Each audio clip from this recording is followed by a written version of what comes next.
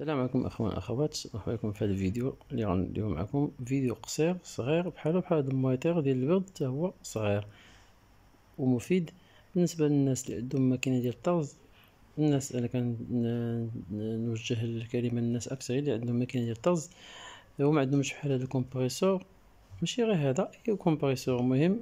هذا كومبريسور كنضربوا به البيض في الماكينات اكثر، هي في الجهه الكروشيات. كاين اللي عنده الماكينه وما كيضربش كاع البيض الكروشي. الكروشيات مهمين نضرب لهم البيض، واخا كومبريسور بحال جاتكم هذا صغيور. كنضربوا البيض تما، كنفينيو هذاك البلاصه من الخمله اللي كتكون في لاصقه تما ديال الخدمه اللي كنخدموا يوميا. هذيك الخمله مع الزيت كتكون بحال لا كريس تما، كيولي داكشي معلك وكيولي يشد الخيط، ما كيبقاش يقطع الكوب.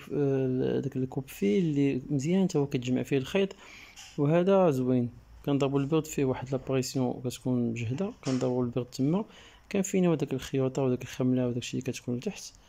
هاد العمليه كنقوم بها تقريبا يوميا. الا خدمنا في لاماشين النهار كله، في العشيه ديما خصنا نضربوا البيض، نقيوها ونديروا لها الزيت. ماشي كنديروا الزيت فوق من الخمله، كاين اللي كيدير الزيت فوق من الخمله كيبقى يتوسخ، داكشي كيتعلك كيولي بحال لاكريس. من الاحسن يتضرب البيض هو الاول.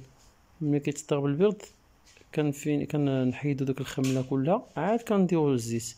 هذا غير صغير هو بالنسبه للمحلات اللي عندهم الصغار ما كبارش بزاف وصغار.